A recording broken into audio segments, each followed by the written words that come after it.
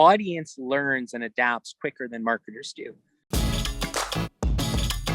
Hi, everyone, and welcome to another episode of the High Level Spotlight Sessions, where we showcase awesome marketers doing awesome marketing. Today, I am joined by Jared Vandermeer. He's the founder and CEO of Magnolia Consulting, which is a full-service digital agency that specializes in content creation. Jared, thanks so much for coming on. Thanks for having me, Chase. Jared, I know you've also become somewhat of a marketing influencer, I would say. So it's great to get advice or to hear from somebody who's actually running an agency, but who's also kind of in the business of helping others succeed outside of just your customers. Talk to me about social media. I don't actually talk a ton about social media marketing these days. And being in the content creation biz, like, where are you guys at? What do you see in the industry? Give us your thoughts. Yeah, I mean, content creation for all clients is the future of marketing. We see a whole bunch of platforms now. It doesn't matter which one it is, with YouTube Shorts or Instagram Reels or TikTok. Everything's moving towards the short form video content. Ads are going towards short form video content. Attention is held in that kind of 10 to 15 seconds. So a lot of businesses still haven't adopted it fully, and it's the future. TV ads, any long form content is slowly moving away. Everyone wants more impact and more value in a shorter period of time. And that's what we've noticed in the analytics. That's what the data is showing us. Now it's going to take a while before everyone adopts it. So we just try to stay in that niche. We try to really focus on capturing and holding attention as fast as possible, and then learning and continually adapting, because I say this all the time, the audience learns and adapts quicker than marketers do. Their attention changes, what they are looking for changes, and marketers are always a couple steps behind because we're always analyzing data a couple months down the road from when we actually create that content. So just trying to stay in the know and see what audiences are looking for is the hardest part of marketing, and I think a lot of people forget that. And how do you scale that? So, it sounds like, and I would agree with you, video is just, especially short form video, is sort of dominating. When you work with a client that's across the country, are you teaching them, are you finding them a videographer? Are you teaching them to do it on their phone? How are you guys approaching the scalability of video marketing? Every single client's different because the level of content and the quality of content that they want is different. However, if we always had our way, we wouldn't worry about quality as much. We're not concerned anymore. I mean, when the new iPhone comes out next week, the video now will have depth of field. So what a professional videographer can do and what a regular person's going to be able to do with their iPhone is going to be relatively the same, which is crazy. I mean, that means videographers and professional photographers need to step up their game, but it also means that every business around the world can create a professional looking video with their iPhone. So that to me is less relevant than it used to be. It's all based on the comfort level of what someone's comfortable doing. And it's different for everybody. So we're not worried about that as much. We just want our clients to make content, to start making reels. I find that everyone's hesitant. Everyone's hesitant to be on video. They're worried of what's going to be said. But the fact of the matter is that doesn't matter anymore. And it's more about getting eyeballs on your brand than it is about being perfect. So you mentioned, and I do want to point out, we're recording this in early September. Any day now, Apple's going to announce the new iPhone, which I heard is going to do portrait mode for video. Yeah. So the depth of field, the blurriness that you're seeing behind me that I'm getting from a digital SLR, you're going to be able to do with your camera or your phone pretty soon. And I do think, it's really going to, democratize the content creation game in a way. But how do you deal with that when a client comes to you and they're like, yeah, we want to pay you to make our social, to make our content? Are you like, no, that's not what we do. We consult you on how you make content, or do you try to take it on for them if that's what they want? As an agency now, agencies have changed a lot in the last 5 years. As an agency now, if you're not willing to work with an internal marketing department to let them build the content and to advise them on to how to hold attention and be a consultant, you'll have a really, really hard time finding the clients willing to pay for the hours required to make really good content. So I have to advise agency owners, and I continually say that you have to be willing to put that aside and help the clients that want to get help, to make content for the clients that want that professional content, but then step aside when a client wants to make content themselves. Otherwise, you're going to end up with a lot of apathetic customers, a lot of customers that continually change over and find new ways to make the content cheaper, faster, and better with the iPhone that's coming out. So you have to be willing to adapt to that. And every client's different. Every client's needs different. Some clients need their content to go through legal teams. Some will post it without looking at it, and some will do 12 revisions. That's a fact of the marketing and content creation field. And you just have to be willing to figure that out and work with it for sure. What do you guys use to manage that process, if you don't mind me asking? I know approval processes are a big piece of, agencies doing content creation. Yeah, we have a documentation process that tries to minimize revisions. So we ask that clients, when we send a revision through and they get our revision document, it's a very, very basic document. However, we ask right on that document that they sign off on who is putting forward the revisions, so that that's documented. And we ask that all revisions are made every single time. So we're trying to make it so that all decision makers see content and decide on it once, rather than going back and forth and back and forth and back and forth, having differing opinions come every single time. That's where it chews into hours on both sides. And if we can get it to 1 or 2 revisions per content, that's really, really good. And that's what usually gets budgeted for at the beginning of a job.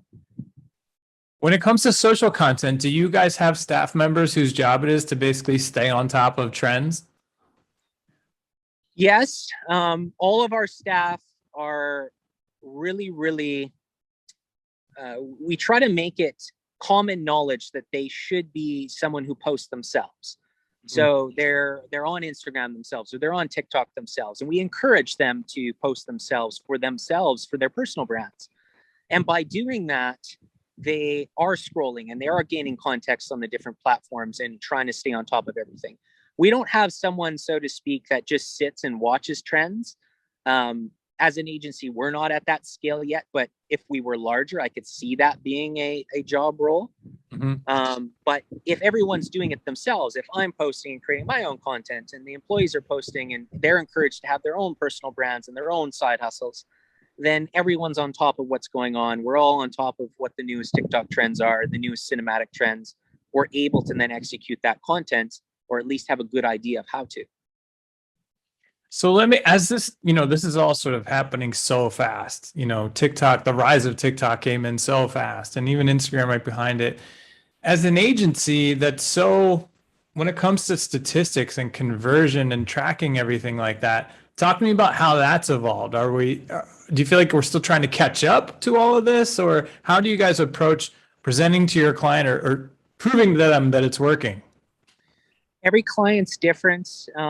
Us as an agency, we really look at compound engagement and increased watch time over periods of time. So, for example, year over year, if we post a piece of content every Labor Day, which just went by, or on any specific holiday, and we have a longer engagement or retention period the second time, then the content's working. Then we're showing our content for that brand to more people every single time a new piece of content gets posted. At the same time, if we're looking at conversion metrics, one thing agencies fail on that we really focus on is offline conversions. So a lot of agencies only focus on the amount of leads that come in through online, or the amount of bookings that come through online, or the amount of purchases that are online. But a lot of stores and a lot of smaller clients still have storefronts. Sure. So we focus on tracking, if someone sees a social post, do they walk into the store? And we have different ways of doing that for different clients. But by tracking offline conversions, you can connect social content to direct walk-ins. And when you can do that, you can really show the magic of what social media can do. A lot of other ways, it's just hearsay, or it's just you trying to connect vanity metrics together to show what's working. and it's just not concrete enough for a lot of clients. It's funny because I feel like you can have really great digital metrics about things that are happening online and stuff. And a client could like gloss right over it. But like two people come through the door and mention some sort of, social promotion that you're running. And they're like thrilled. They're like, these guys are the best ever. This is working so well. And all it takes is a couple of people to actually walk through the door and mention something they saw. And I feel like they just light up. So, I mean, that's good insight. I feel like a lot of times we do lose track about in-store type of things, older school type of promotions, because they are really fun. I mean, it's a combination of both. I mean, the best example I can give, if you own a restaurant and you're doing an Instagram promotion, and we can track how many people come in and book a reservation or come in and make a phone call or actually just walk into your patio, and you can see and say like, listen, $50 spend resulted in 10 people coming to our patio within 90 days. That's a huge difference on how many ads and how much you're going to spend on social. But until you can connect those dots, even just $100 ad spend, if you can't connect those dots, a lot of clients aren't going to do, or they're not going to do long term. They're going to give up. And as agencies, it's our job to make sure that they stick with it, because we know how much power it has. We know what brand they need. And as much and as hard as we work, if we can't connect those dots, then they're not going to be happy in the end. They're going to move around, and they're going to wonder where that money is getting spent. So it's our job as agency owners to connect those dots. And if we can do that and they see the power, then that's where we feel good, and we see the magic as well. So yeah, for sure. That's what we try to do, at least. So before I let you go, let's shift gears real quick and talk about selling. Talk to me about your idea of if you sell, you lose. What does that mean? I had a lot of people that were very mad at me for using that title of the book. They said nobody is going to understand or want to read that. And I stuck with it. And the reason is it really fits with my philosophy that if you are constantly putting out call to actions, if you're constantly discounting, if you're constantly trying to create only conversions from the content you're making, you just won't win, because you can't hold an audience's attention anymore. People skip over Google ads. They're scrolling through feeds. They go right by ads. They go anytime that you put a call to action in, unless someone's willing to buy today and they're at the right moment to buy, they're skipping over your content. They're not reading it. As a result, the next content that you post is getting missed. It's not serving to them. The algorithm's not showing it to them. So we really, really focus on touch point cycles and making sure that you're creating valuable content that holds emotion, tells stories, and solves problems is my three concepts. And if you can do that, you're going to hold attention longer, and you're going to grow your audience. Then when the timing's right, 1 out of 10 with the touch point cycle, you do a call to action, you hold an event, and you try to create those conversions. You do it every time, you're going to lose. I love it. And I agree with you. I think the trend is, in a world of increasing amounts of clutter, it's the brands that figure out how to tell their stories that end up winning. They build a community around their customers and, soft sell along the way. Is there a particular book or how does one, if an agency is listening to this, let's say a young agency, and they're like, it totally makes sense to me, but I'm no master storyteller. Like, how do I figure out how to do this type of marketing? My advice for that isn't necessarily to read a book or my book or any book. My advice for that is to practice and to really sit down and identify what your story is. Because as soon as you know what your story is and how you are solving problems for your clients or customers, then you can step back and say, okay, what kind of content can we make that can portray this story? And the hardest part of that is for my concept of telling emotions. So you will know your story. You'll know how your product solves problems for your customers, but then you have to try to tie it together on how you're going to engage emotions with that. And that's the tough part. That's the one that takes practice and also takes making a lot of content so that you see what works and see what doesn't work. So at high level, one of our chief missions is to help agencies reduce churn. Churn is the enemy of every agency.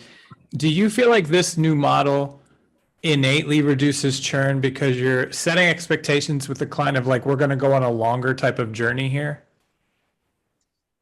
I I personally think churn and extra hours and everything else that comes with being an agency comes from the fact that very often agencies, I made this mistake early in my agency careers. We always feel like we're doing the best for our clients. We always feel like we're doing everything because we know we've lived it, but we don't portray to them what result they're going to have in the end for a long term campaign. As a result, churn just takes over, and people switch, and agencies, they don't last, and then agencies get a bad name. I think the results have to be portrayed in a way that the client understands, and we also need to know what the client wants. Client only wants conversions online, and that's their only goal. We can't try to just brand for them what we think needs to happen, because they're not going to be happy in the end, and it just takes over from there. So you really need to know what your client wants, what they're looking for, and then you have to do a really good job of connecting the dots, because if you don't, churn is, it's just going to happen, and at that point in time, the whole industry starts to get that name associated with it. So I think what I'm hearing from you is a lot of it is in the expectation setting. Figuring Yes. out exactly, are you looking for sales like tomorrow that you want to come from online, or are you looking for a longer term marketing plan, that's probably going to be a little more sustainable? It's exactly correct. And when you really look at it and break it down, you can explain to a client long-term branding and what you need to do online and build social content. You can explain that, but in the end, if they only want sales tomorrow and they need sales tomorrow, they may have listened to you, they may understand you, but if that's all they're looking for and you try to then do that for them, it's really not going to last. And I think a lot of agencies still do that. They do it subconsciously because they're Hard to say no to the money, right? Yeah. So I really would stress that you have to understand the expectations of the client and then deliver on those expectations. The rest, the branding, the long-term relationship, everything only comes if you can meet that commitment. If you can't, then if the customers are apathetic, they're only staying with you as long as you are the best option, the cheapest option in that moment. But as soon as something else comes around, they're switching, and that switch is what we're trying to avoid. We're trying to really provide value as much as possible. So I made that mistake, just like every other agency owner. And once that changes and you start creating those loyal customers, then they start listening and you get to really do some cool things. And you retain them for years. You retain them for years rather than for a 6 month, or you retain. I mean, I used to think that all clients had a life cycle. And if you have a good client, they shouldn't have a life cycle. If they're loyal and you're doing a really good job, you can maintain them in perpetuity if you're meeting their expectations and understanding that from the beginning. 100%. I love it. Yeah. So Jared, we talked about, you have a book, you can get it on Amazon. If you sell, you lose. Do you also do coaching? I do coaching. Yeah, I talk to other agencies a lot. A lot of people reach out through my YouTube channel, which is the easiest, or through Instagram. And TikTok and Instagram, I make a lot of content creation content, helping people come up with ideas. YouTube, I focus on marketing tips and agency tips. Anyone who reaches out, I'm more than willing to write them an email back on whatever question they have. That's not a concern at all. Cool. All right. Well, we'll be sure to link up the YouTube and your Instagram as well when we post this. Amazing. Thanks so much for coming on. We really appreciate it. Thanks for having me, Chase. I look forward to it and hope to talk more in the future. Thanks everybody for watching. We will see you in the next one.